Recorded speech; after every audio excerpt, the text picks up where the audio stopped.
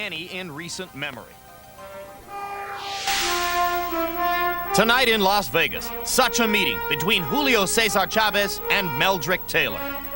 Both are 140-pound champions. Chavez, WBC super lightweight titleist, is regarded by many as the best fighter in the world.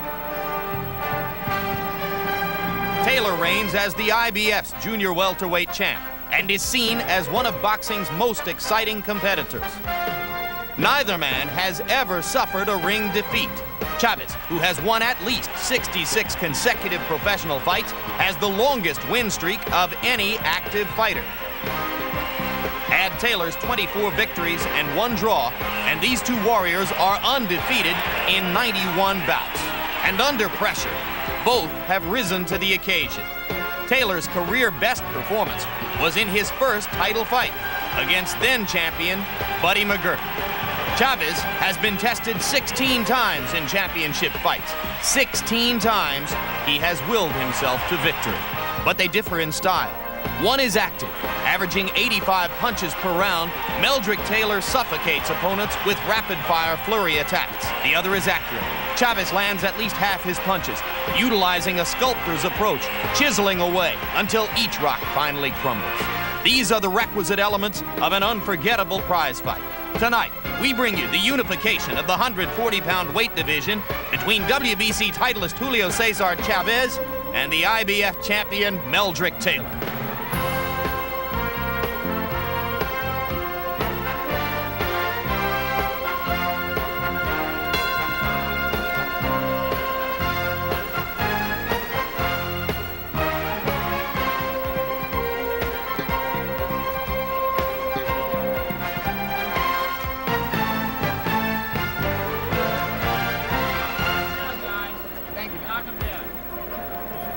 Tonight, World Championship Boxing comes to you live from the Las Vegas Hilton, where HBO Sports presents a 140-pound title fight unification between two undefeated champions, the IBF's Meldrick Taylor and the WBC's Julio Cesar Chavez. Live in the indoor arena at the Las Vegas Hilton, which seats 9,300, which has been the scene of some of Julio Cesar Chavez's greatest victories and toughest challenges, and has a crowd tonight populated by so many Mexican Americans, you might begin to wonder whether St. Patrick's Day is a Latin American holiday. A crowd whose participation in this fight will weigh heavily in the favor of Julio Cesar Chavez. Hello again, everybody. I'm Jim Lampley. It's our great pleasure at HBO Sports to bring you what we call and what other experts have called the greatest little fight money can buy. A bout between two extraordinarily talented, undefeated champions whose styles seem to be perfect foils for one another. As we turn to our HBO boxing analyst, Larry Merchant, it's worth noting that despite Buster Douglas's big upset over Mike Tyson in February, which was a big surprise, we had been looking forward to this bout for a long, long time. And both fighters are aware of the expectations. Could the bout collapse a little bit under the weight of all this excitement? Following Tyson and Douglas is like Holmes following Ali or Norville following Paulie. In Tokyo, Tyson and Douglas were supposed to be a little fast food sushi, and happily it turned into a 4-star banquet. This fight is supposed to be a 4-star banquet, so we might be disappointed if it turns out to be a little less. It's so appetizing because Chavez is one of the toughest fighters you'll ever see, and Taylor is given a good chance to end his 10-year winning streak. If ever there was a reason for great expectations, this is it. And of course, for all of those reasons, Larry, people within the sport have talked about this fight and looked forward to it for a long time and have filtered through their memories to find comparisons with past fights of historic significance. One of them, which pops up, is the first fight between Roberto Duran and Ray Leonard in Montreal in 1980. There were similarities, Ray, between Duran at that stage of his career and Julio Cesar Chavez. There were parallels between you at that stage of your career and an undefeated Meldrick Taylor. And what happened to you is that amid all of that excitement, you wound up fighting Duran's fight. Could that happen to Meldrick Taylor tonight? Well, Jim, there's a parallel with Meldrick Taylor and myself, because I've come to believe that sometimes the aura of the fight, the anticipate of the event itself, can be just as tough as the opponent. And for Meldrick Taylor to be effective, he must concentrate. Concentration will be the key tonight.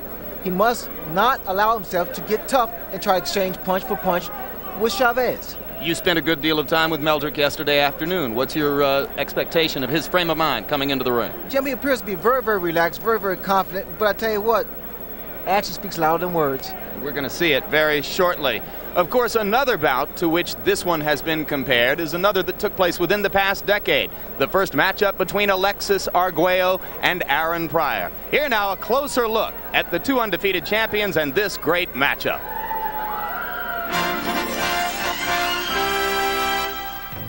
Tonight's fight is the climax toward which Meldrick Taylor and Julio Cesar Chavez have been working for the past 2 years. One of them will keep rising toward the pinnacle of the sport. Though he's won 3 titles and 66 consecutive fights, Chavez remains an aspiring superstar. Limited to the Spanish language, he's still a relative unknown outside his native Mexico. And on his behalf, Don King has fostered promotional campaigns and a brief attempt at an education in English. I must win this fight in order to achieve worldwide recognition. And to fight a champion like Meldrick Taylor and defeat him will help me achieve my goal. Meldrick Taylor was one of the less heralded Olympic boxing champions of 1984. Fewer fans noticed his march to a gold medal than, for instance, the exploits of Breland and Biggs. But Taylor has since become the most successful of the 84 Olympians. The Philadelphia native won the junior welterweight title in only his 21st pro fight. This is a good opportunity for me to show the world that I'm the best fighter out there at 23 pound for pound in the world. In a sport where contrasting styles make great fights, these two champions are perfect foils. Chavez likes to fight inside, where he combines body punching with excellent defense to wear down his opponents and break their will. Meldrick Taylor relies on lightning speed and classic footwork to get off ahead of his opponents. I have the quick hand speed, good lateral movement, good mobility. I see Chavez as a great pressure fighter, good combination, relentless fighter. But I see me offsetting that attack. Boxing fans saw a similar matchup of junior welterweights 7.5 years ago. The Nicaraguan champion Alexis Arguello was like Chavez, a ring technician who held titles in several different weight classes. Aaron Pryor was like Taylor, an undefeated American champion who needed a major victory to propel him to worldwide recognition. There were 2 fighters that was the best in their weight class in their field. They had different type of styles, like this time here with me and Chavez. For the 90s, we have 2 young fighters with our whole career, life is on the line here, and we're going up against each other. Pryor and Arguello put their boxing lives on the line for 14 brutal rounds in an epic battle of wills. Combination by Arguello again, the uppercut and the overhand right. Back with another overhand right. Pryor smiles at him at the bell. Arguello trying to cover up. A smashing right hand. Arguello's helpless against the ropes. Arguello's hands to the side. It's over. Aaron Pryor has retained his junior welterweight championship. Arguello slumps to the canvas. We're supposed to fight because we love the sport and we like the challenge. Is what it feels to defeat another human being with the same brain capacity, with the same boxing skill, you know, and then you become the winner. That's the great thing. Desperate determination is what made Pryor Arguello 1 a ring classic, and what may make this fight a carbon copy, especially since Chavez has come so far without ever tasting defeat. I've always had in my mind that in the ring, every opponent is a champion, and I am a human being like anyone else, and one is always exposed to defeat. Fortunately, I've always prepared myself consciously 100%, as each one of my fights leads to bigger and more important fights, and I think that's why I have remained undefeated. Meldrick Taylor has also benefited from a champion's desire. My will probably prevail in this fight. Chavez is a great champion. He's determined. He has a lot of pride also. But I just think that extra little bit of will just to do anything it takes to win and just bring out the best. See, I'm a fighter that rises to the occasion. You know, if I have a challenge out there and somebody said I can't do it, or I have just got doubts about me, I'm going to do it. No doubt about it, I'm going to do it. If Chavez and Taylor's confrontation is anywhere near as pulse-quickening as the 1982 Pryor-Arguello epic, fans will demand a rematch, as they did for Pryor and Arguello just 10 months later. It's almost like deja vu. Only about 3,000 miles to the west. Oh, Arguello's down! Arguello's down in the first round! And the crowd urging Arguello on. A right cross by Arguello landed. Another right. He's got Pryor on the road. Pryor fired. Here goes Pryor again. Oh, what an uppercut to the chin of Arguello. Arguello's in trouble. He's down. He's down on his right knee, and he goes to the seat of his pants. That's it. It's all over. I went to the floor the third time, and I felt that I didn't want to get hurt. I said, I accept my defeat. This man is better than I am. I called the referee just still to keep counting. Arguello never recaptured the champion's determination. He lost in that 10th round. Pryor later relinquished his title and has since been treated for drug dependency. But past history poses no distraction to Taylor and Chávez. Youth, great rewards, and the spotlight of the present belong to them tonight. If I defeat Meldrick Taylor and the fight is not made with Hector Camacho, then I will move up and pursue a championship in the welterweight division. I'm at the beginning of the prime of my career, and I think I'm going to really excel in this fight. And it's going to propel me as the best fighter pound for pound in the world. It's going to make me a superstar. Great fighters need great opponents to sharpen their edges. Chávez needs to defeat an American star like Taylor to achieve the recognition here he already enjoys in Mexico. Taylor needs to beat a lionheart like Chávez if he wants to be boxing's next box office superstar. When champions meet, high drama usually follows. And now we bring you back live to the indoor arena at the Las Vegas Hilton, where every seat is filled as HBO Sports brings you World Championship Boxing, the 140-pound unification between Meldrick Taylor and Julio Cesar Chávez. It's scheduled for 12 rounds. And now once again, for more on this scintillating bout, HBO Sports boxing analyst Larry Merchant. True story. Years ago in Philadelphia, two hotheads came to blows on the job, and the Boxing Commission actually licensed them to settle it in a local fight club. Headlines in the Daily News told the story. First day, he called me a lousy bricklayer. Second day, he is a lousy bricklayer. The fight drew an overflow crowd and hundreds of telephone calls to the newspaper for the result. Why am I telling you this story now, and why am I telling you that since the 60s alone, 10 heavyweight and light heavyweight champions have either come from or trained in Philadelphia? It's to impress upon you the breadth and the depth of the tradition that Meldrick Taylor represents, and to suggest to you that if anyone can beat a fighter like Julio Cesar Chávez, it's a Philadelphia fighter, meaning a fighter with the will and the skill to survive its fabled gym wars. Meldrick Taylor is a gold medalist, a champion, undefeated, and what underlines those credentials is that he is a Philadelphia fighter. Now back to ringside. Jim? All right, Larry, a comparison in cultures between Philadelphia and Mexico, a contrast in styles. Chávez, the more precise puncher, he throws fewer punches per round but lands a greater percentage than does Taylor, who tends to overwhelm opponents with a lot of activity. Which style would have presented you with more problems in the ring, Ray? Well, Jim, the guy that throws less punches but land with more accuracy, and that's Chávez. Of course, there's always a chance, though, that judges will be more impressed by the fighter who throws a lot of punches, even if he isn't landing quite as many. You never know if it goes to 12 full rounds, which it could here in Las Vegas. Now quickly, Ray Leonard, your tips of the night for both fighters. Well, Jim, as usual, is speed, speed, speed for Meldrick Taylor, but also good lateral movement. That's the key, to not let Chávez get set. Always moving, never being a stationary target. He must move in and out. He can't afford to slow down because Chávez, that's his fight. He likes to get inside and wear your body down. So what he must do is in and out. Use that good speed of his. And I'll tell you one thing, Taylor is so quick, like here, tremendous hand speed. So what Chávez needs to do is slow it down. And the best way to do that, Jim, is body shots. Work that body, slow that man down, get him in the corner, and take full advantage of that. But Chávez has a problem. He starts off too slow. And if he should do that and not be aggressive, he's going to find himself trailing on points. So Chávez needs to be aggressive and fight his fight.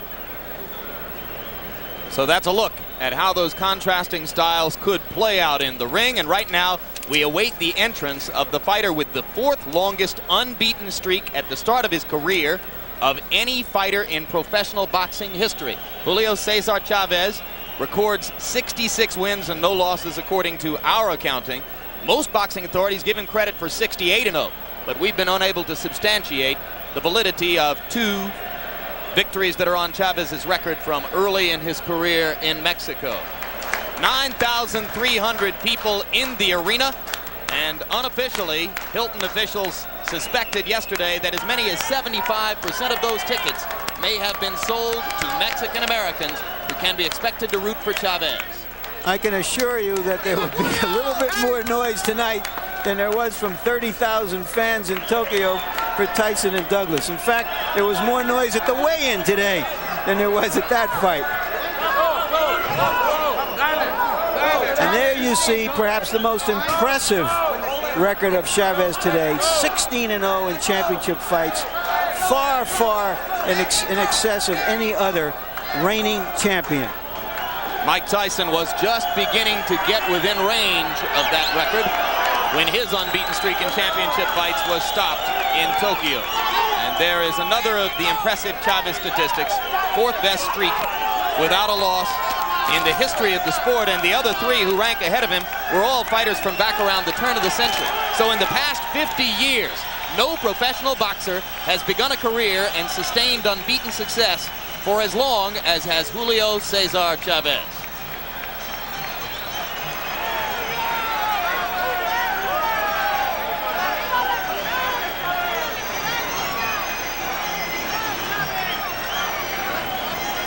Chávez is about an 11-5 favorite. A couple of hours ago, the odds were down to about 8.5 to 5. But a lot of these Mexican fans have put their money where their hearts and even where their heads are. Seating on the floor here is flat, so there are many who have not been able to see Chávez as he approached the ring. And now the noise will begin to swell as he enters the ring and comes within sight of most of the crowd. 56 knockouts among the 66 victories which we at HBO give him credit for. If you make it 68-0, it goes up to 58 knockouts. And none of Chávez's past 12 fights have gone the distance.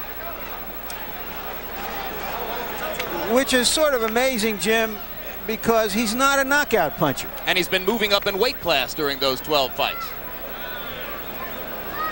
Unbeaten champions from present-day boxing, and you can see none at 34-0 is a distant second to Chávez in terms of his unbeaten record. Virgil Hill up to 27-0 now.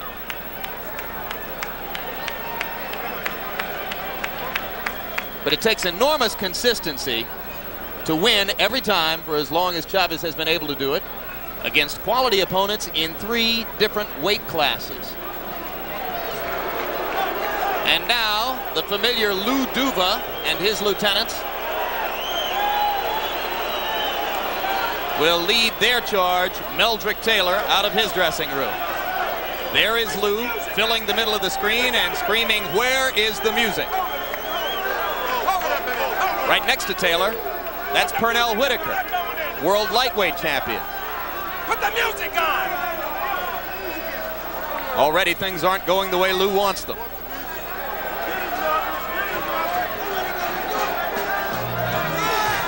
All right, Lou Duva is happy now. Lou Duva is an emotional guy, and he makes emotions work for him with his fighters. They know he's backing them in every conceivable way. He is so animated that there's a tendency among casual fans to think of Lou sometimes as a bit of a buffoon. But don't let all the antics fool you. He knows what he's doing. You know what I find interesting is the fact that normally you walk to the ring, your song is always upbeat. But this song is very charged, very slow. America! It's interesting, I tell you. And carrying the American flag into the ring is #1 ranked heavyweight contender Evander Holyfield. An Olympic teammate of Taylor's. Well, Holyfield holds the flag for his buddy Meldrick Taylor. This fight will also get the rapt attention of Meldrick Taylor's other Olympic buddies, Mark Breland, Bernal Whitaker, Terrell Biggs, Virgil Hill. Pretty good graduating class. Not bad at all. Almost as good as the one you graduated from, Ray. It's been so long, I forgot, Larry. Well, Ray Leonard, of course, was a classmate of Howard Davis and the Spinks brothers in winning his gold medal at Montreal. And now we take a look at Meldrick Taylor's record. The only mild blemish, a draw with Howard Davis in what was probably the best performance of the latter stages of Howard Davis's career. And only the 12th professional fight of Taylor as well. He's had some big wins over Buddy McGirt, Robin Blake, more recently a tough fight with Courtney Hooper that was more of a challenge than most expected it to be, but he was coming off of a long layoff from a knee injury. Tail of the tape, the two fighters are almost identical in size. A 1/4 pound weight advantage for Meldrick Taylor, a 1/2 inch height advantage for Julio Cesar Chavez, but basically they will present the same physical picture to each other in terms of size and dimension. Jim, Taylor is a little bit stronger. Taylor looks more like a welterweight, I think. Chavez a little bit more like a lightweight, but Chavez has shown real muscle definition in preparation for this fight, more so than we've seen him. Punch statistics, Larry. And here is our statistical profile of how active these fighters are. And as you can see, Taylor throws a few more punches, but Chavez, who generally throws at close range, has a much higher percentage of success. Their styles also are reflected in the number of jabs they throw. Taylor throws more jabs. Chavez just pushes his jab out as an opportunity to get close to his opponent. Rules for the fight, combining the rules of the WBC, the IBF, and the state of Nevada. 3 judges scoring on the 10-point must. No standing 8 count, no 3 knockdown rule, and you can be saved by the bell in the last round only. Right now, let's go up to the ring announcer, Chuck Hull, for the pre-fight introductions. Good evening, ladies and gentlemen. Welcome to the Hilton Center of the Las Vegas Hilton Hotel, where tonight Don King Productions and Main Events Monitor Dan Duva, President, in association with the Las Vegas Hilton, presents World Championship Boxing. This bout is sanctioned by the Nevada State Athletic Commission, Dr. James Nave, Chairman. The commissioners at ringside this evening are Dr. Elias Ghanem, Dwayne Ford, Jay Nady, and Luther Mack. The executive director of the Nevada State Athletic Commission is Chuck Minker. Representing the IBF at ringside this evening is Mr. Al Goodman, and representing the WBC at ringside is Mr. Bobby Lee of the state of Hawaii. The officials assigned by the governing bodies for the next bout of the evening, the judges will be Chuck Giampa, Jerry Roth, and Dave Moretti. The timekeeper will be Mike Morabito. Counting into knockdowns, Al Bisick. The attending physicians at ringside, Drs. Flip Omansky, James Game, and Al Capana. And your referee is Richard Steele. This is the main event of the evening. 12 rounds of boxing for the unification of the WBC IBF 140-pound championship. Introducing, in the red corner, fighting out of Culiacan, Mexico, weighing in at 139 1/2 pounds, with a professional record of 66 wins, no defeats, with 56 KOs. He is the WBC Super Lightweight Champion of the World, Julio Cesar Chavez.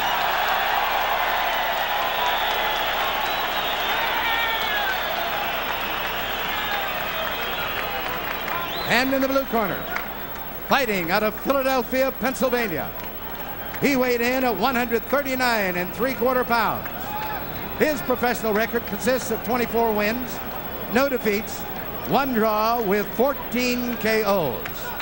He was a gold medalist in the 23rd Olympiad in Los Angeles. He is the current IBF Junior Welterweight Champion of the World, Meldrick Taylor.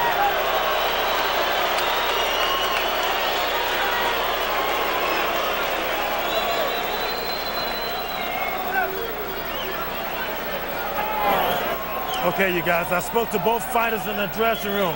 I'm cautioning again. Tell them both to obey my commands at all times. All right?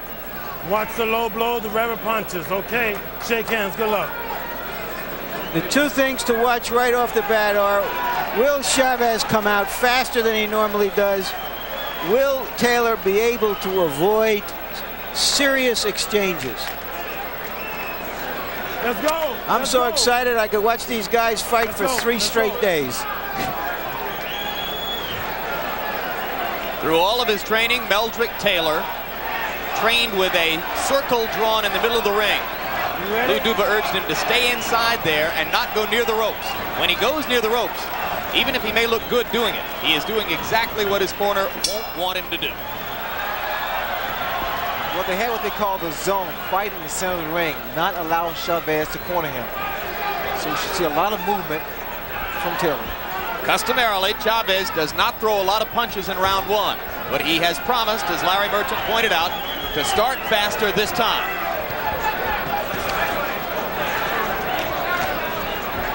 Taylor's a little tight here, but I noticed where his punches came out. They were not exactly smooth. Chavez scored with a left hook. A right in close by Chavez, but Taylor finished the exchange. This is the kind of fight that Chavez loves, that inside fighting. Likes to work the body. So what Taylor has to do is to maintain his boxing style. Just keep moving.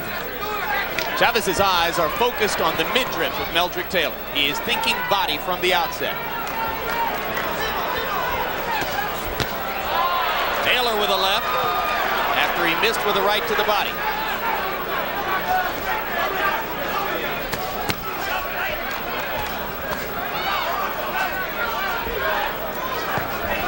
For both fighters, the jab is a strategic rather than an offensive weapon. They're using it to set up other punches, not to do damage or to score heavily.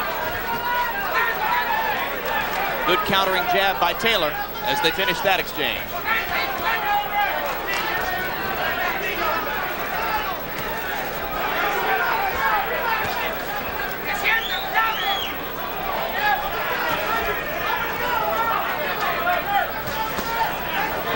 Chavez not really doing much. He's trying to see what Taylor has to offer. And then what he'll do, he'll pull on the attack. Taylor using his hand speed to land a little bit more frequently. One subtlety to watch if you have not seen Chavez before. He has extraordinary capacity to keep his eyes open inside and find targets amid heavy infighting. That's concentration. That's what it takes.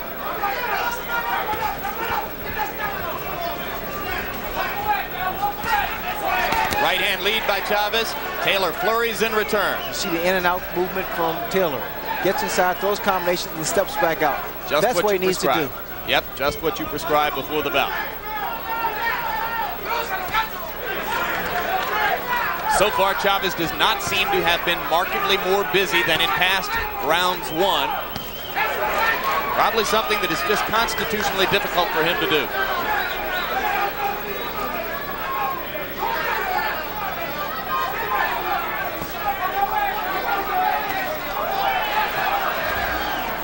Taylor starting with the jab. Chavez is using more right-hand leads.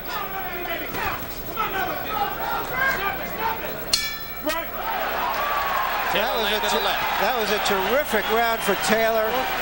Well-disciplined round, and that's the key for him. He consistently beat Chavez to the punch.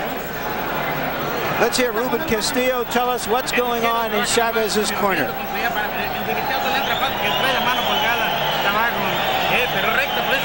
Throw your right hand aloft. You got to respond immediately.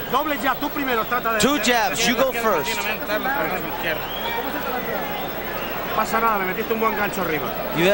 You throw a good left hook. Work inside it. Don't get frustrated. Don't get excited. Yes, jab him in his belly. You understand? But just keep on making the little circle. When you get close, come on now. The jab. Give me a little more snap on that jab. A little more snap. Come on. The most alarming thing from Chavez's point of view in that round is that he didn't land enough body punches. He must land body punches to slow Taylor down so that he can come on in the second half of the fight. Round one was a very busy one for Meldrick Taylor. He threw 96 punches.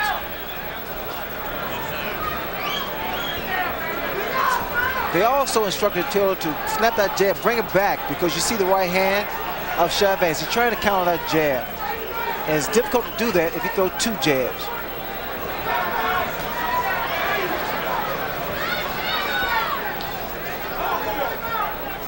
Chavez still doing more looking than throwing.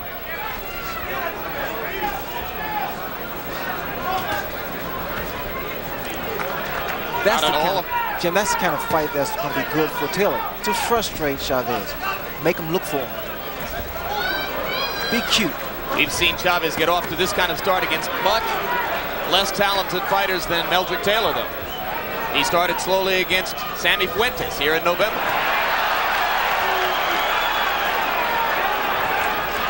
And Taylor finishing exchanges inside, using his hand speed.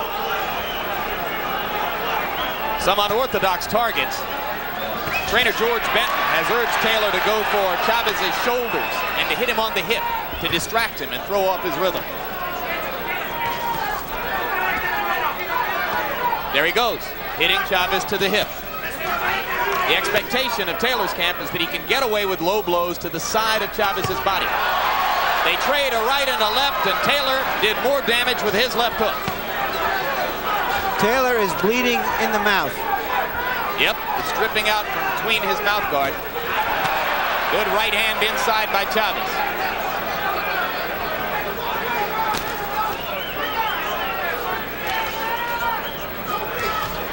The right hand of Taylor constantly drops. I think what's happening here is the fact that because he's been able to land so many punches in the first round, he's gotten a little comfortable here.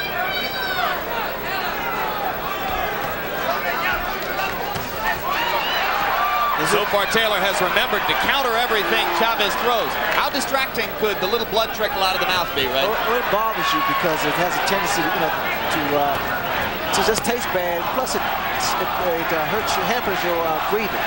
We've been told that Taylor had that cut inside his mouth during training.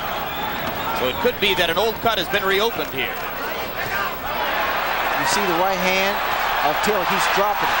Yep, and Chavez is throwing over the top of Taylor now, beginning to land with more consistency. Right hand leads, doing the damage for Chavez now. A solid left inside. And the crowd begins to heat up as Julio Cesar Chavez turns up the pressure.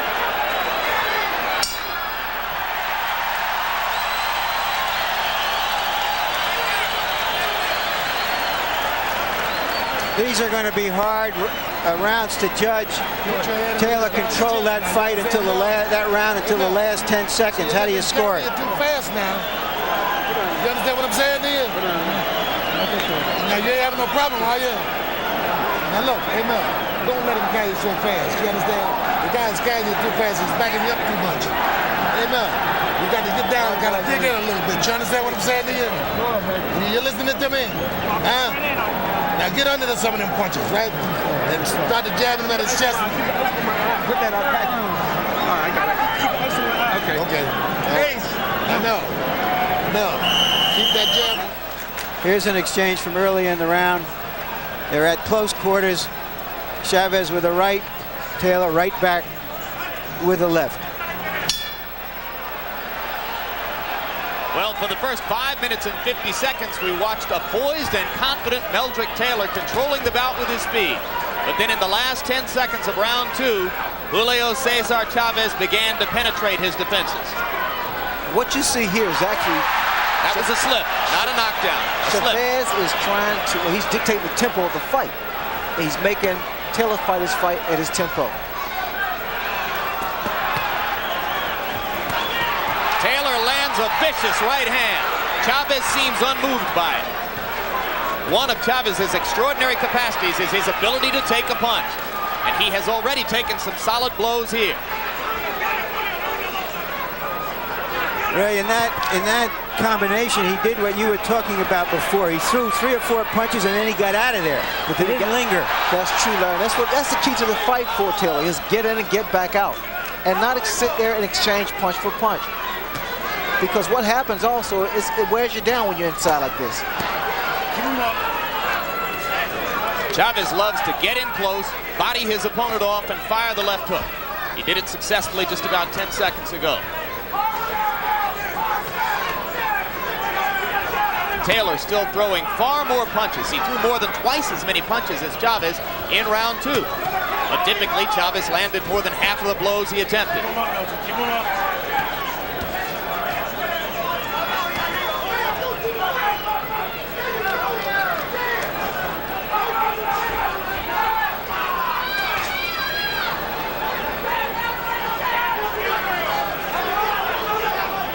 The surprise to me, Ray, so far is that Taylor has been landing many more body blows than Chavez.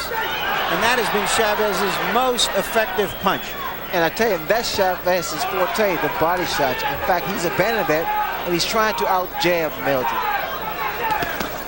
Because of his speed, Meldrick is starting and finishing most exchanges. This is another very good round for Meldrick Taylor. They're fighting in the zone in the middle of the ring. Chavez lands a solid right hand. But you see the frustration on Chavez's face. He can't get set.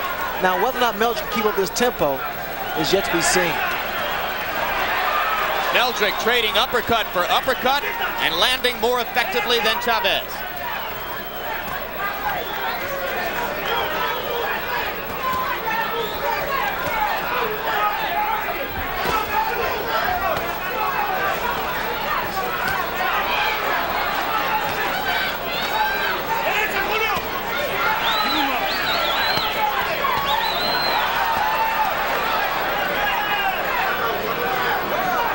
Chavez still boring in, coming straight forward against Taylor's flurries.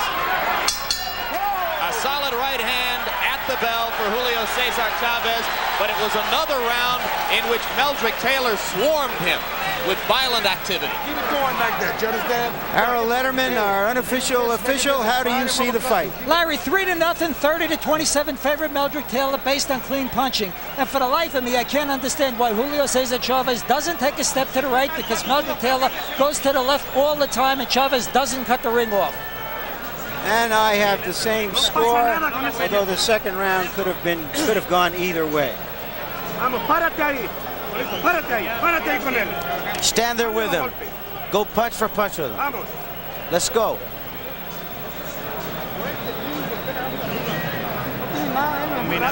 He doesn't have anything. Throw combinations. Go to throw a right hand. Throw a good right hand. We talked before this fight about Taylor allowing that Philadelphia fighter ego to get in the way of a disciplined fight. He stayed disciplined, and Chavez, it seems to me, Ray, is the one who has gone away from what his strength has been. And that's the body attack. In fact, it's very impressive with Meldrick Taylor thus far. He's been boxing, he's been moving in and out, and every so often he gets inside and throws a few punches. So if you expected the typical Julio Cesar Chavez slow start, maybe you've gotten that. Or maybe he simply hasn't been able to get started against the overwhelming activity of Meldrick Taylor. In the first 3 rounds, according to PunchStat computations, Taylor has thrown 287 punches to only 116 for Chavez.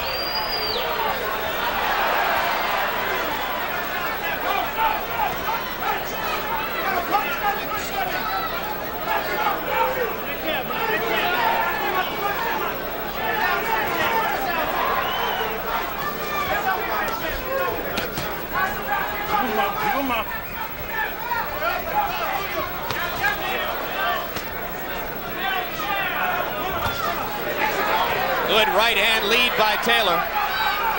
Still trading 4 blows to 1 for Chavez. Chavez tries the left inside. Taylor comes right back. And Chavez simply hasn't been able to get Taylor to the ropes a single time. Taylor's combination inside is so fast, he can get him off and get away. But what happens sometimes, he has a tendency to stand up, and he's very vulnerable for a counter. But as long as he's moving, Jim, he can win this fight in fine fashion. Now get out. Solid left hand by Taylor, and he moves back out. Another successful exchange. The promotion for the bout, Ray, called it thunder meets lightning. And there was a good straight left by Chavez that snapped Taylor's head back. In that characterization, Chavez would be thunder and Taylor lightning. But there are a lot of people who think that Julio is not a powerful puncher up here at 140 pounds. Well, we'll see that. I mean, quite naturally, he's not been landing the kind of punch he's landed at the lighter division, but he still punches so well in there. He's been knocking people out, but not down. It's always been an accumulation of punches. So conditioning will be a factor here also. And to clarify what I said, Roger Mayweather and Sammy Fuentes ended their bouts on the stools in their corners, not flat on their backs on the canvas. Chavez simply wore them down. Watch your head. That's what he's going to have to hope to be able to do here against a Meldrick Taylor who in the first 4 rounds has gotten off to a fast start and would appear to have built an early lead on the scorecards against the man who is 66-0 coming in.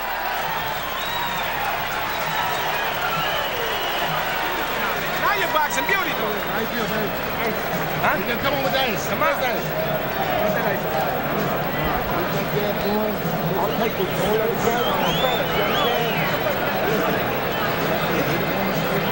On the hips and on the shoulders and on my arms. You understand me? So you don't miss. You got me covered? Now just settle down. Settle down. Don't let the guy carry it too fast. You understand? Leave it up there. Put it right on. Put it right on. You're boxing beautiful out there. You got to throw punches and back this guy up now. I don't want this guy stealing the rounds off him. You hear it? Yes, you know, when you get nailed, come back. Mira, que le entra también. Eso es. Eso es. Él se olvida de subir la mano cuando te mete abajo. Keep your hands up. Throw the combinations down.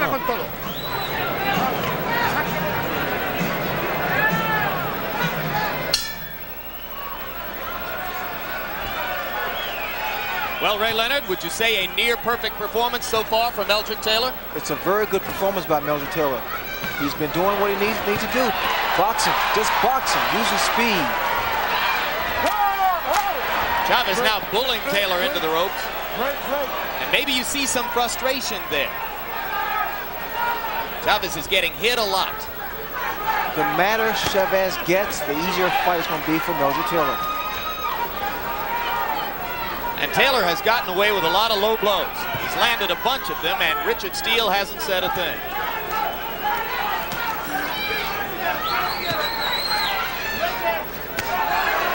Right hand lead by Chavez lands. Taylor comes back with an uppercut. We'll look to see if Chavez will follow his corner's orders and throw double left hooks. Chavez is looking for Meldrick Taylor's head. That's not an easy target.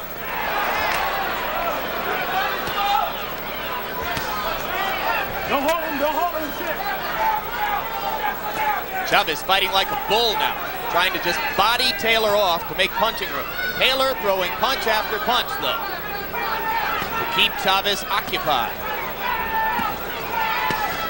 Chavez appears to be looking for one particular punch. You see Meldrick Taylor using both hands. The dilemma for Chavez, at least partially, is that it's hard to play offense when you're playing defense every second. Well, the hand speed of Meldrick Taylor is so blinding. The first thing that Chavez wants to do is block the shot. And in doing so, he doesn't retaliate. Chavez landed a glancing right hand inside. Taylor wasn't disturbed by it.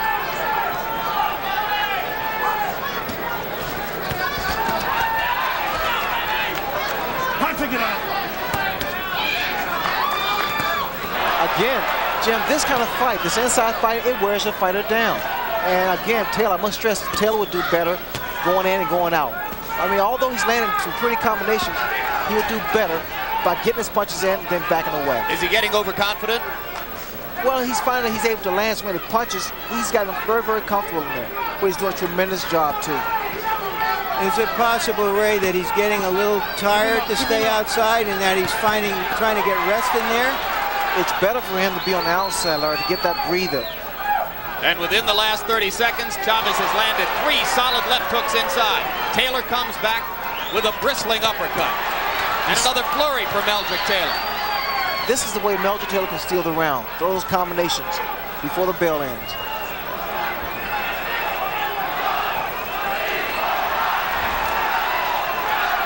Chavez boring in with a left and a right, and Taylor begins to move again. And as round 5 comes to a close, Meldrick Taylor throws his gloves skyward in celebration of his performance so far.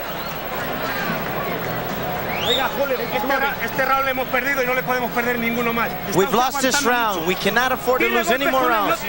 Throw punches with him. Don't wait for him. Throw punches with him. You're better than him, Julio. You can't demonstrate nothing. You don't have to. Throw punches until he falls on his bottom. Don't wait, Julio. Throw punches. He's inflating, Julio. Borderline, okay? Going one way or another. When you get inside now, you don't let him out hustle you on the inside now. You understand? Okay. Give him one more circle right here. Give him one more circle. Look at the disparity in punches thrown. It sounded almost like desperation already in Chavez's corner. I don't know if I can read into their minds, but it seems to me they were saying, you're fighting his fight, you're trying to outbox him, you're trying to be a little too cute. You got to go after him. Everyone expected Taylor to get off to a fast start, the conventional wisdom of this fight. But it doesn't appear at this point that Chavez has done enough damage to Taylor to slow him down significantly in the second half of the fight. But there may have been a subtle trend, Larry, in the last minute of round 5. Chavez landed 3 solid left hooks inside. If he can get that weapon going, it's the one which would be most likely to bring him back.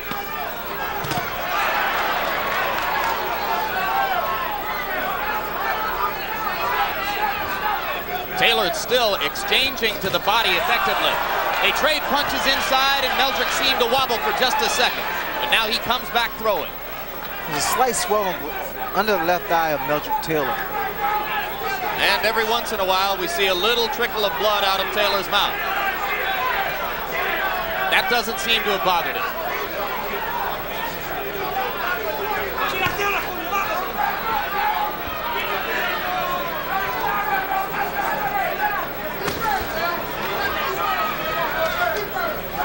Left for left, Meldrick misses with a right and a left.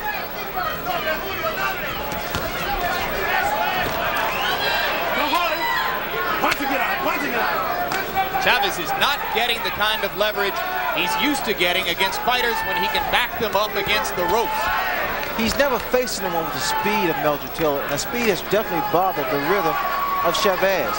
Chavez not throwing the type of body shots that he's known for, and in doing so, he's allowing Meldrick Taylor to get some of the combinations off, 2, 3, 4 punches before he lands one.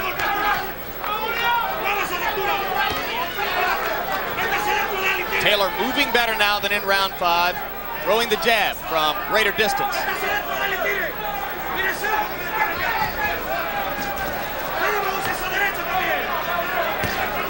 Right hand lead solid on the face of Chavez.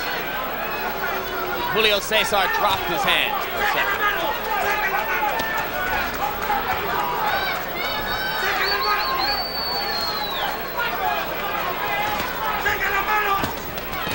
This is a masterful fight with Meldrick Taylor. He's doing everything conceivable to offset Chavez. He's even closing the inside exchanges, and that was supposed to be Chavez's forte. Chavez off balance, reaching in, uncharacteristic. Lunging with the right hand lead. Taylor beginning to dance and shuffle. And for the first time, Richard Steele tells Taylor to keep his punches up. But not before he'd landed about 20 low blows. In Chavez's corner, the last round, they said he's getting inflated, which I interpreted to mean he's getting a little full of himself, a little cocky. Well, off of that round, he had every reason to be cocky. Now, don't let him carry you too fast. Settle down a little better. You got me covered? Now you're coming back now. You're coming back. You're starting to feel good. Harold, we're halfway through this. How do you see it? Larry, I've got Meldrick Taylor winning the fight overwhelmingly, 6-0, 60-54 on points based on clean punching and ring generalship. Julio Cesar Chavez just can't seem to go to the right and cut off Meldrick Taylor when Taylor goes to the left, and Taylor's out punching him, and that's all there is to it. It's all Meldrick Taylor. I have Taylor pitching a shutout too so far, but somehow I doubt that the judges will see it quite that way. This is the part of the fight. They are all Chavez Nevada judges. Usually starts to take over. That's right. It is from this point on that he has done his most damage in the past.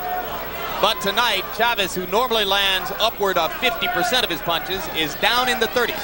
So he has not been as effective as he expects to be. Solid left hand by Meldrick Taylor, and Chavez showed you there his incredible ability to take a punch. Watch the life in the legs of Meldrick Taylor. Still a lot of bounce. And that gets back to the fact, Ray, that Chavez has not done damage to the body like he usually does. He hurt Chavez just then. Chavez buckled. Chavez is damaged by the first minute of this round, in which Taylor has landed at least 3 solid left hands. Chavez appears to be totally discombobulated here. He's not throwing combinations. He's not throwing body shots. He's looking for that one shot to the head. I think at this moment he may just be trying to clear his head. I got to brag a little bit, guys. I've been telling my friends for days that Meldrick Taylor would win the first 6 rounds of this fight, and I agree with you, Larry, and you, Harold. I think he has. Let's see if the rest of my prediction will come true. I don't feel that confident about that now. The way this fight is unfolding, it appears to me that if there is a knockout, it will be, and I've never said this, as far as Taylor's concerned. You never dreamed before the fight you'd be saying Meldrick Taylor could knock him out, right? Because Taylor is the boxer, and yet he's out-punching and outscoring Chavez. Well, his plan coming in was simply to win 1 round at a time and be totally happy with a 12-round decision. He would appear to be well on his way to that.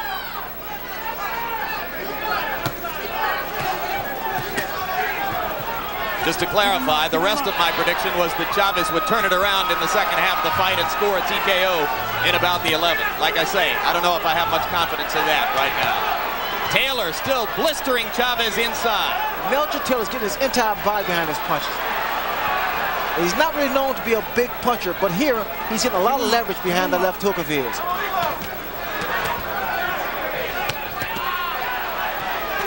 It's hard to imagine Taylor being more effective. Hard to imagine him doing a better job of rising to the biggest occasion of his career. When 2 guys stand toe-to-toe like this and throws these kind of punches, normally one guy goes down. Because fatigue has definitely set in with both fighters. They've thrown a lot of punches, more so with Meldrick Taylor. Punching it out. Solid left hook inside by Taylor. Chavez continues to try to come back with the left of the body. But he is not hurting Taylor.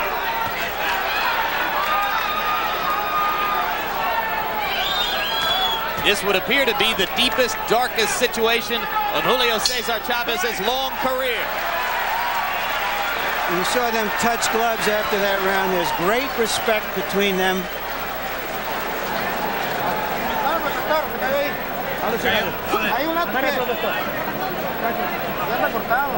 He's cut.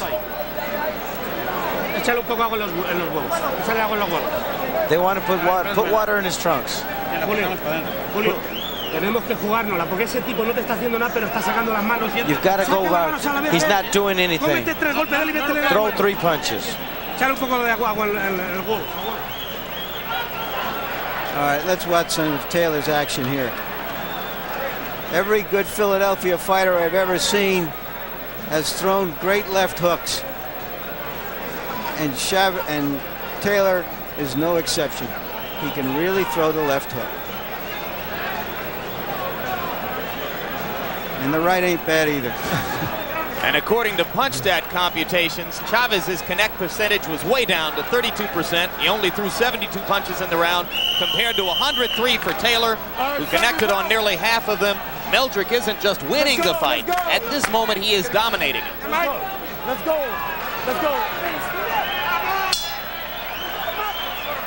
Get out. I'm told they were 15 seconds late on the bell for the last round, and it lasted 3 minutes 15 seconds. That comes from our production truck. Keep him up. Keep him up. Correct that. Correct that. I am now told that the last round was the proper length of 3 minutes, but that the between rounds period was slightly longer than the normal 1 minute.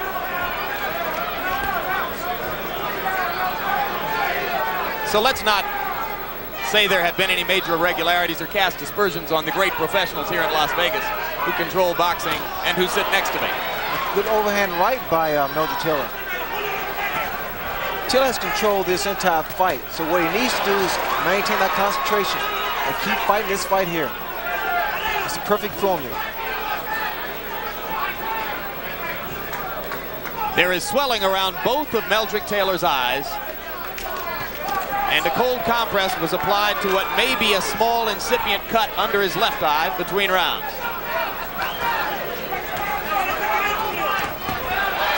Chavez landed a left. Taylor flurries furiously in return. And when have you seen Chavez at the end of an exchange like that moving backwards? Not very often. This is a whole new experience for Julio Cesar Chavez. A sign that I see here, Jim, is the fact that Chavez is not pressing the attack. He's more apt to move around, and Chavez does not fight this. This is not his fight. Which suggests that Taylor has driven him off, that he doesn't want to pay the price. A right and a left by Chavez, and more blood comes out of Taylor's mouth. Taylor begins to flurry with the left again. This is dramatic stuff. You're seeing a young fighter at the very top of his game against one of the greatest to have fought in the last 20 years. And if there was any doubt, Ray, as to whether Meldrick Taylor would fall prey to the pressure that you succumbed to in Montreal when you fought Roberto Duran's fight, it's been just the opposite. He is forcing Chavez to fight his fight. He is far more poised than I was for my fight with Duran back in '80. A lot of concentration here. Great left hook by Meldrick Taylor, and Chavez again backs up.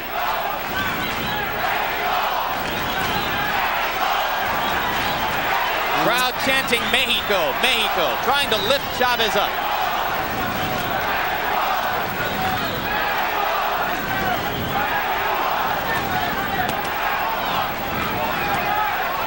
I like to see those double left hooks thrown by Meldrick Taylor. Throws them very, very well. Now there's something you never saw. Meldrick Taylor motioning Chavez to come to him. As if to say, come here, you're an easy target for me.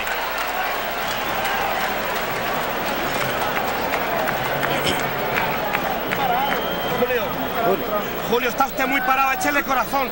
You're standing too straight up. Do it for your family. Give it all your heart. Let's go. Esta se nos ha puesto fea, pero vamos a poner los cojones ahí. You gotta put everything you've got. Tire lo que tenga, por el amor de Dios, Julio. Tire lo que For the tenga, love coño. of God, throw everything you've got, Julio. Usted es grande. Vamos arriba de él. And there you see Taylor with his quicker hands. He beats Chavez to the punch and to the counter punch.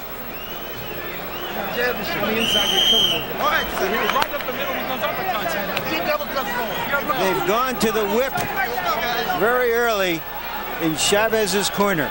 Yeah, when the cornermen start saying, for the love of God, they know how desperate the situation is. Taylor lands a right-hand lead to start the round off. Taylor went straight for Chavez. It's incumbent on Taylor not to give Chavez an unnecessary chance to get back into this. Look at the speed of Meldrick Taylor's flurries. Reminiscent of a young Ray Leonard. I love those combinations, Jim. He gets them in.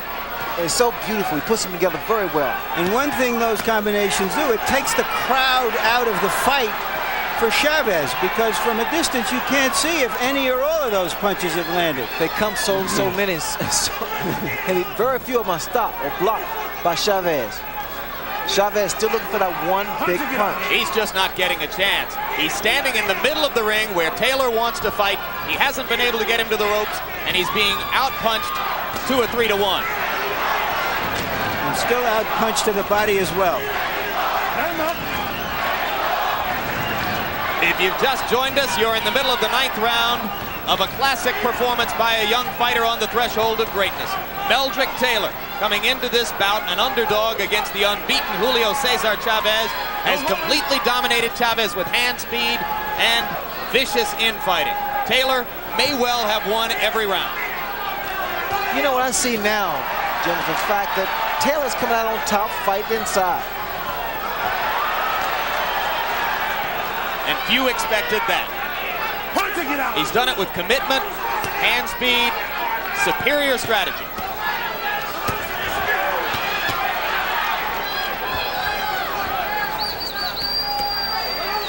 I've seen more body shots thrown by Taylor than I have by Chavez. And the left hook to the body is supposed to be Chávez's great weapon. Taylor landing at will with the left hook inside, Ray. It's a credit to Chávez's remarkable chin that he does not appear to have been wobbled. Blood now from Taylor's mouth and nose, but nothing is slowing him down.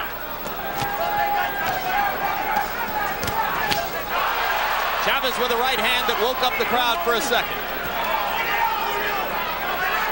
Meldrick has answered everything like that in the bout. Savage left hook to the body by Taylor. And another. And what you see here again, Taylor's going through the body with two hands. He's been nothing short of great in that category. And finally, Richard Steele gives Taylor a serious warning about low blows. And a slightly rejuvenated Chávez steps in and lands a right hand.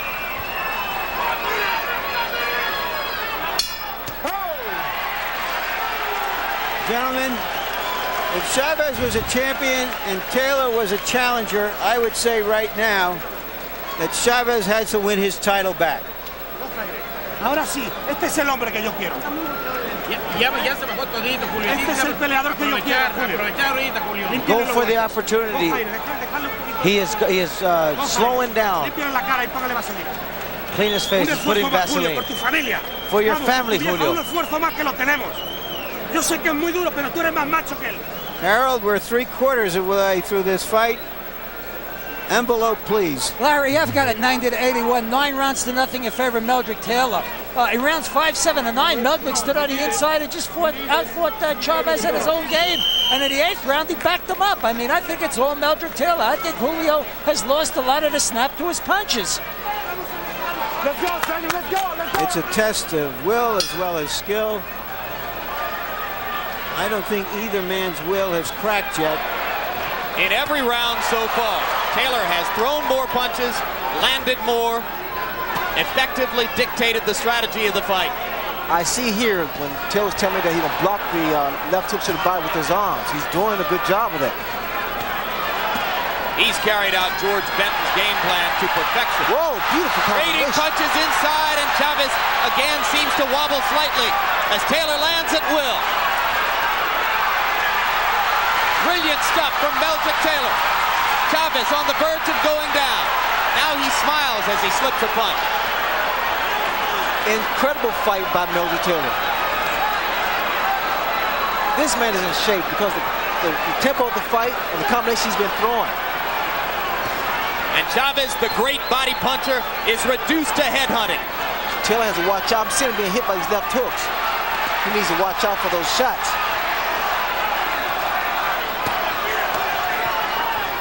So I'm watching the effects of the punches. When Taylor lands a punch, he rocks Chávez, but also Chávez is able to rock Taylor. Go home.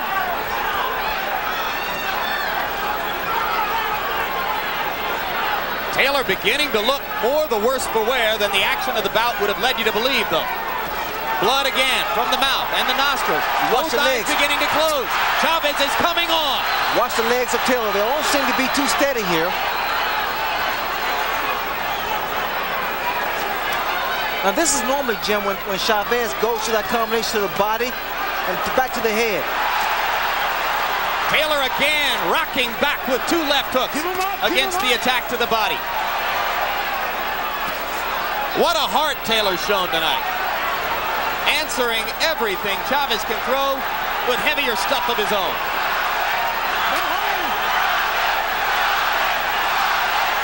Crowd tries to become the 3rd man in the ring. The arms of Taylor is starting to go down now. He's starting to drop now.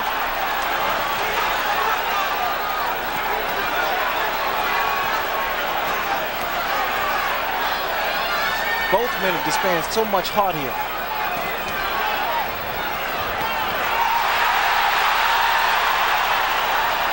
Chávez finally seizing the initiative for the first time. And for the first time, there's a mild air of danger for Meldrick Taylor. But he still comes back with flurries. Keep him up, keep him up. Right now, it's like who wants it the most. But you can never question Julio Cesar Chávez's desire. We see two real champions here tonight.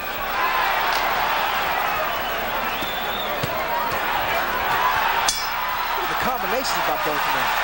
Meldrick Taylor, incredible. It doesn't get a whole lot better than that, guys. Angelo Dundee, the famous trainer, is here.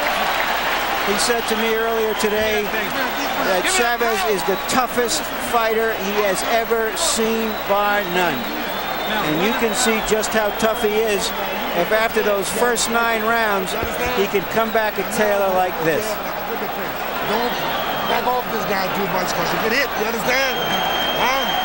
You all right? Take a deep breath, man.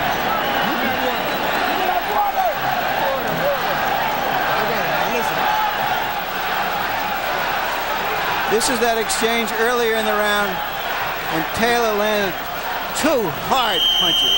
Stiff left followed by a stiffer right. Major league stuff.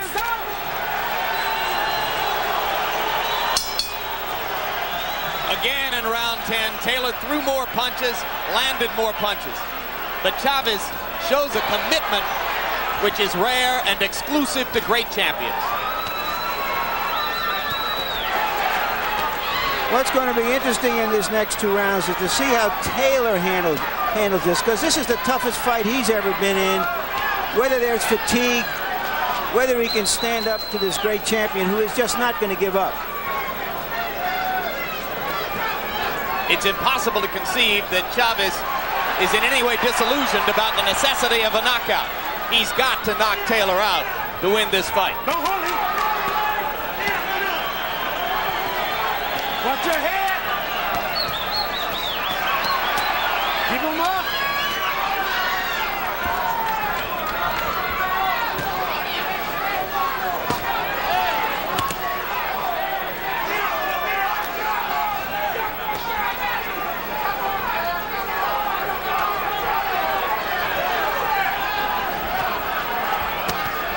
The best punch of Taylor is the left hook. Look at it, 3-4 left hooks at a time.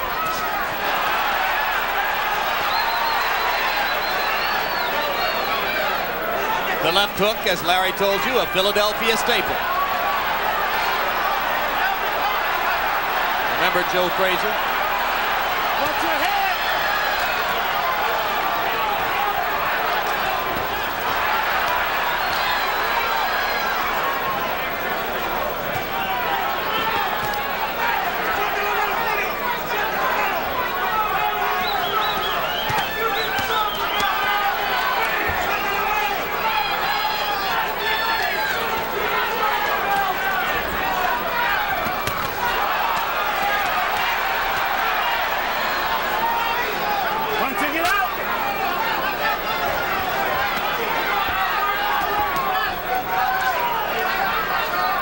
It has been 78 years since a fighter began his professional boxing career with as many or more consecutive wins than Julio Cesar Chavez. Right now, the 66-0 record, which was such a landmark in the history of the sport, the best in the last 78 years, is in serious jeopardy.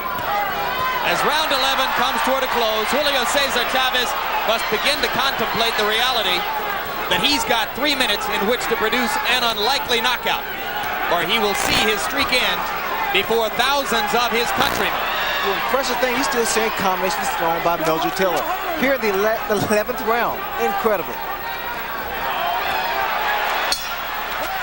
2 hard punches at the bell after a furious round like that. And Taylor was woozy and almost went to the wrong corner. He doesn't have a lot left, Larry. Julio, tienes que jugártela este round. You've got to go for this round. When the bell rings, you've got to go throw your punches. Tú lo puedes noquear todavía, Julio. No, this is the last round. The whole fight is 5 minutes. This round depends on you. You need it now. You need this round. No, the fight is hanging on this round here, Mel. This is Okay, champ, this is the last and final round. the man called you. No. Nobody called you. The man called you. No. You want to be champion of the world? You want to be? Vamos, campeón, vamos. Come on, champ. Julio, tú eres más fuerte que él. You're stronger than he is, Tú champ. puedes más que él, vamos. You're more than he is. Seconds out! Harold, how do you have it? Larry, 9-2, 108, 101. Meldrick Taylor, I think he's on his way to a unanimous decision. If you're a fight fan, get ready for 3 minutes of high drama now as a desperate and determined Julio Cesar Chavez tries to take out a fading and battered Meldrick Taylor, who has completely dominated him through most of the fight.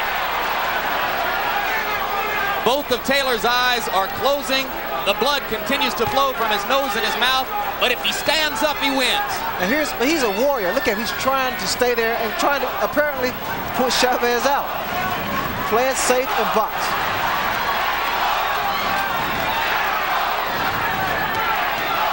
Meldrick Taylor said before the fight, he'll take me to a higher place. He's and there he right has. now. He's there right now, Larry. No question about it. Well said.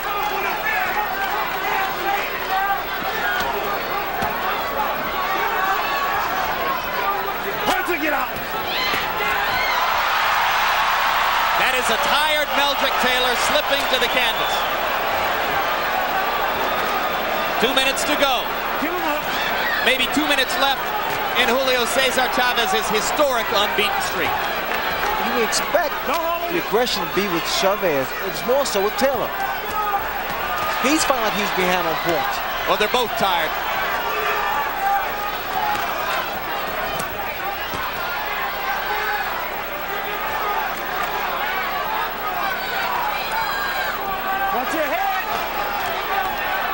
But you're right, Ray. It doesn't appear at this moment that Chavez has the stuff to get it done. More pawing than punching now, at a time when he needs the best.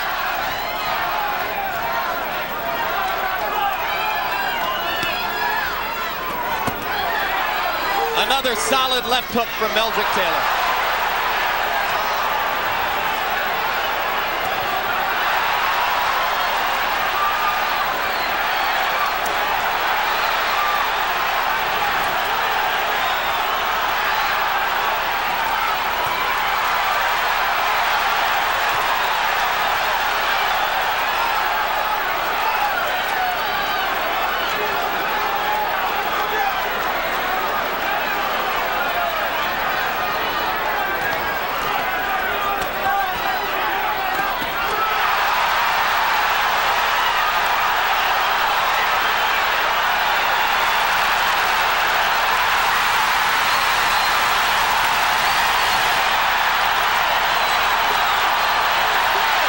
If he gets up, he probably wins the fight.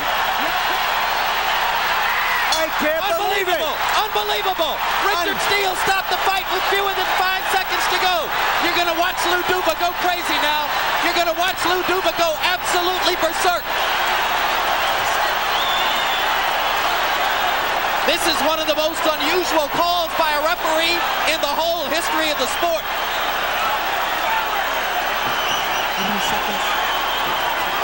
5 seconds left. I cannot believe they stopped that fight.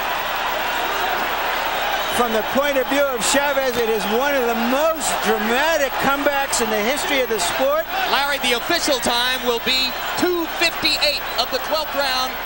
He knocked him out with 2 seconds left.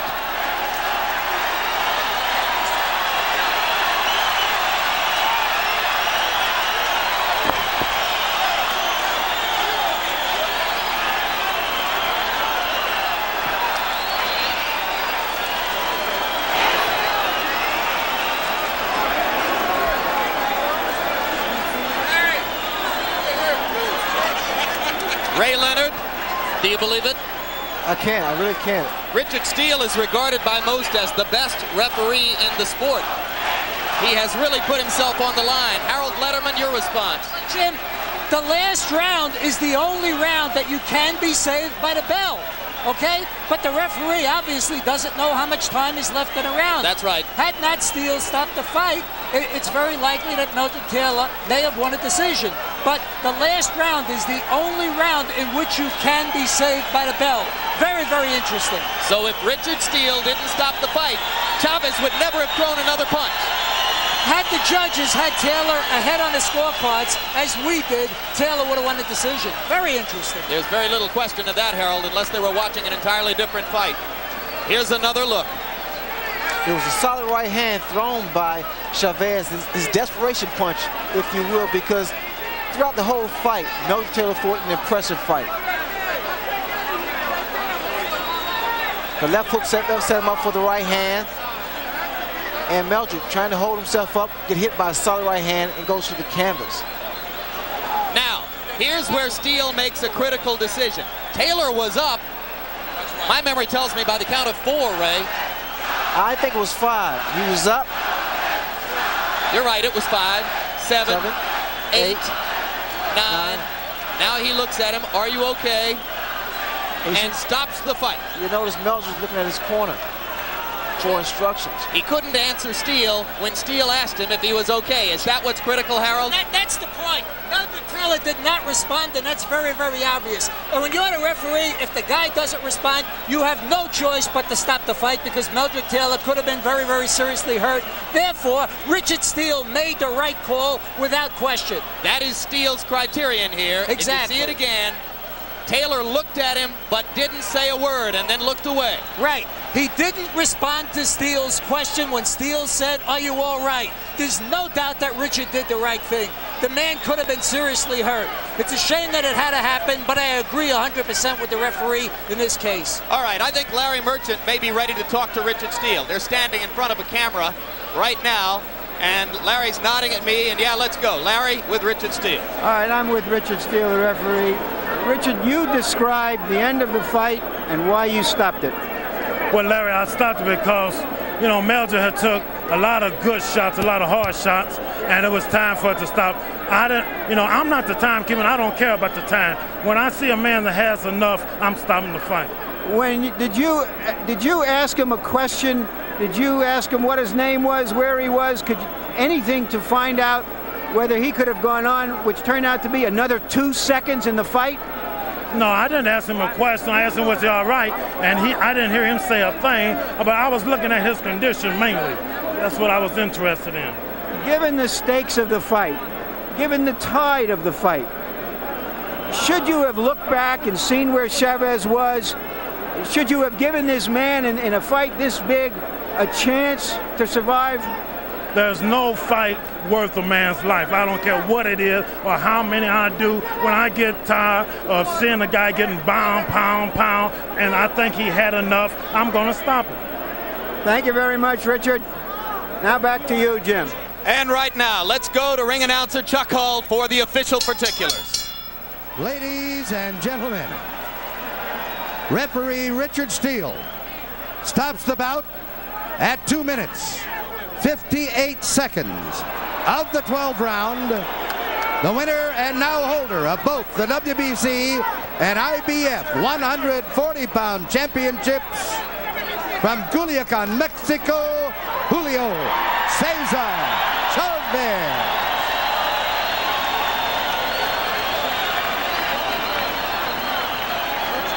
And there's a look at Chávez, and Larry Merchant is with him. All right, Julio, give us your idea of what happened at the end of the fight. Darles la idea que tú tienes de la pelea, de la última parte de la pelea. Lo que piensas tú. Bueno, realmente me sentí cansado, la verdad, sinceramente. He felt really tired. I felt very, very tired, to be real. Mi pelea, Meldrick es un gran peleador. Meldrick's a great fighter. Es un peleador muy rápido e inteligente. Very, very intelligent fighter and very quick fighter. Merece otra oportunidad. He deserves another shot. Did you think you were losing the fight and would lose it unless you knocked him out in the 12th round? Si tú crees que estabas perdiendo la pelea y la única manera de ganar era por nocaut. No, yo sabía que la pelea estaba muy pareja, cualquiera podía ganar. I think he thinks the fight was still a close fight. What was so difficult about fighting him? ¿Qué era lo más dificultoso de pelear a él? Es un peleador rápido, inteligente, le tiras un golpe y te pega 3 golpes. He says a very intelligent fighter, very quick fighter. He'll throw 3 punches, and he'll throw 1 punch, and he throws 3 punches back.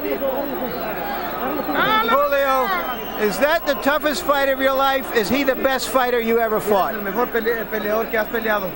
Sí, él es. Meldrick Taylor sí es uno de los peleadores más fuertes, más duros. Yes, he's one of the toughest fighters. And you think definitely that there should be a rematch? ¿Sí crees que debe de haber una revancha? Yeah. Thank you very much, Julio. Great fight, great comeback. Julio, okay for the camera. Jim? All right, thank you very much, Larry. And just to set the record straight about what was at stake when Richard Steele made the call to stop the fight, our information from the Nevada State Athletic Commission is that Meldrick Taylor would have won a split, not a unanimous, but a split decision. One of the judges had Chavez ahead, but 2 others had Meldrick Taylor winning the fight. So Richard Steele, in effect, prevented Meldrick Taylor from winning a split decision by stopping the fight when he did. Harold Letterman has already offered his opinion, Ray, that it was an entirely justifiable decision. What do you think? It's a horrible scenario because he was just 2 seconds away from winning or unifying the division. And I think that with Richard Steele, the referee, he's a very competent referee, and he was doing what he felt was in the best interest of the fighter. There's not too much more that needs to be said, Jim. Let's give credit to Chavez for what has to be seen as another of his long string of incredibly willful and courageous performances. He had to come up with something in the last minute of the fight, and he did. Well, it was a complete shutout up until like 2 seconds before the round was over. And Meldrick Taylor fought the most perfect fight I've seen in boxing. Tactical, strategic, he did what he had to do to really nullify Chavez. This defeat will do nothing to diminish the reputation of the great Meldrick Taylor. And Larry Merchant is with him right now. All right, Meldrick, give us your version of what happened at the end. Did you get any kind of signal from the referee asking you how you were? Do you think you could have gone on? The fight was 2 seconds in the 12th round. There's no one in the world in hell that he should have stopped this fight. Me leading on the scorecards going into the last round. I got hit with a good punch. I went down. Here, let's say it here. You got hurt by a right hand. Describe the rest of us. But I got here, I was exchanging. I should have stayed away from it because I was leading. He caught me with a lucky punch right there. Combinations. And I basically should have closed the gap in between. He caught me with a right hand. Okay, I took the shot. And I got up. He didn't say anything to me. He didn't say, "Are you okay?" Count. He didn't give me no kind of directions in the corner. And he just stopped the fight. I looked at him. See, he's counting. All right. He asked me was all right. Yeah, he's still look. He's nodding his head out of line. He said, "I'm okay." He's nodding his head out of. You're telling him you're okay. Yeah, look at that. Look at that. Look at that. He's nodding his head out. You're all right. I'm right at Chavez and said, "I'm okay. I'm okay." Then he just stopped. All right, Lou Duver, manager and co-trainer.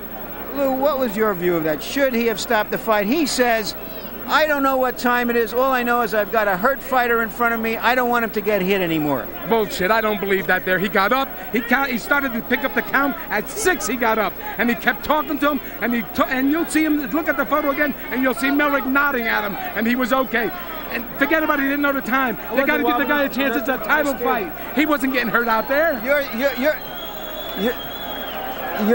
You're saying, Lou, that the referee should, in a fight of this magnitude, somehow take that in consideration, especially Absolutely. What's gone on up till now. Absolutely. The fight was a great fight. Both fighters were great out there. Let the fighter fight out there. He must have had some semblance of how long it had to go on there. But the kid got up. He got up at 6, and he counted 6. Take a look at the photo, and you'll see it at 6, Larry. It wasn't at 9. It wasn't at 10. It was at 6. He was up, and he was looking at the referee. Let's see if we can take another look at that. Fellas back in the truck. Right. Here it is. Watch when he gets up. Watch when he gets up. Now watch what the count is when he gets up. Wobbly or anything. Watch his fingers. See his fingers? Now it's 7. See it? Now it's 8. Now it's 9. Right? Now he's looking at him. Now he's not stopping the fight without even giving the kid a chance. Come on, for Christ's sake. That's baloney. Did you think you were ahead in that fight, and why were you successful up until that moment? Well, I know I was ahead because I threw a lot more cleaner shots, a lot more flurries. And leading to the last round, I got a little careless. Was trading his punches and stuff, should have stayed away with the jab. But still, the fight was that good that it should have went to 12 rounds, and it was just premature that he stopped the fight like that, you know, of his magnitude. You know. Just let me get this straight one last time. When you were up, and you were up at about the count of 5, actually, because it was when he counted 6, he was looking straight in your face. Did you try to signal him in any way, I'm okay, or did you just assume that you were going to go on and finish the round? I nodded and said, yo, I'm okay. Then he looked at me and waved his hands. I couldn't believe it. I believe he was stopping the fight. You'll see him nodding out there, Larry. If you look at that, you'll see him nodding when he's over there. At the count of 6, he's nodding at Chavez congratulated you on a great fight, and almost the first words out of his mouth was, he deserves a rematch. Do you want a rematch? I most definitely want a rematch, because this fight should have been mine. This should have been in the basket. I had leaned on the scorecards, and then it was premature that Richard Steele would do something like this and start the fight under this false pretense like this, with only a few seconds left in a 12-round fight of this magnitude. And I had a clear conscience. I got up to count of 6, okay? And I grabbed the rope just to keep my balance. And it counted 8, 9, 10. I looked at him, and 9 minutes, I'm ready. Then he just stopped the fight. He was ready to go out there, Larry. I don't understand it, Larry. Thank you very much, Meldrick and Lou. Back to you, Jim and Ray. All right, thank you very much, Larry, and brilliantly done. You heard the talk there, Ray Leonard, about a potential rematch. Of course, there's been a lot of discussion as to what can happen in the future to either one of these fighters, perhaps moving up to welterweight to fight a Marlon Starling, perhaps going back down to lightweight to fight a Pernell Whitaker, or most likely meeting each other. And let's campaign right now. I want to see it again. You want to see it again? Big time. I want to see it again. What will this do to the frame of mind of a Meldrick Taylor, who fought about as brilliantly as he could have been expected to fight and wound up losing on a knockout in the last 10 seconds of the fight? Is it going to discourage him and set him back, or is it going to give him more incentive to increase his greatness? Viewing Meldrick Taylor tonight, I'm led to believe that he's going to be even greater, even faster, stronger, and even more confident, because this kind of fight here only makes a fighter better. After what happened to Chavez tonight and the punishment he took through these 12 rounds, what could he do to turn the tables and come out and be more effective against Taylor the next time? You know, they say styles make fights, but then again, Meldrick Taylor made the fight. He did his thing. He outpunched Chavez, he outscored him, he threw body shots. He was doing everything that normally Chavez would do. I'm very impressed. I tell you, I'm very impressed with Meldrick Taylor. All right, thanks very much, Ray. It was a brilliant bout. We're going to be talking about it for a long time. Larry Merchant, you've seen a lot of things in boxing, but this one writes another new chapter. Who gets the credit? Who gets the blame? Well, first I want to say, is this just the start of the 90s?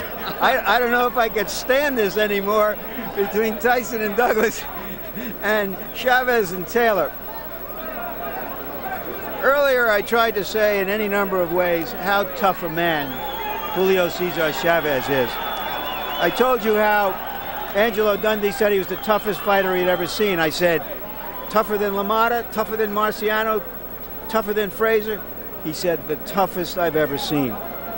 After all the punches he took in this fight, to still be able to find somewhere in the depths of him the strength and the will to finish that fight that way, even if Richard Steele had allowed it to go on and if Taylor had won the fight, is simply amazing. I think Richard Steele made a mistake. I think that in an event of this magnitude, you cannot dismiss what has gone on in the past. You have to have some sense of where that round is. I believe that Taylor could have endured. I think it was an injustice to him. No discredit to Chavez at all. I just think it was a mistake. Referees sometimes make mistakes, just as fighters do, and a big one. And just as we had a controversy that was a bogus controversy in Tokyo, I think this is a real controversy, but the winner is still the winner. But this is a controversy which is going to build and kindle, rather than diminish, interest in a sport which you have so accurately called the theater of the unexpected, and which was once again the theater of the unexpected here. We're going to see a rematch of this as soon as both fighters can get ready to do it and make the deal, I think. You know, at the top of the show, I said how we were expecting a 4-star banquet. And along about the middle of the fight and into the 8th and 9th rounds, it seemed to me, well, we are seeing two great athletes really give everything they have and show us technique and courage, but it lacked the drama. But boy, by the end of it, I guess we've now got about a 5-star banquet. Yeah, no question about it, indeed. Thank you, Larry. Thank you, Ray. It was a privilege, as always, to work with the two of you. And as Larry suggested, sometimes you get a chance to build up huge expectations for an event, and the event not only lives up to those expectations, but surpasses them. Those are the moments in sports which are longest remembered. We expected, we asked for, we promoted a great fight here tonight. We saw a brilliant performance by Meldrick Taylor, which ended in defeat. We saw a less effective performance than usual from Julio Cesar Chavez, which ended in the 67th victory of his so far unbeaten career. It was chapter 1, and only chapter 1, of a drama which promises to play into future chapters.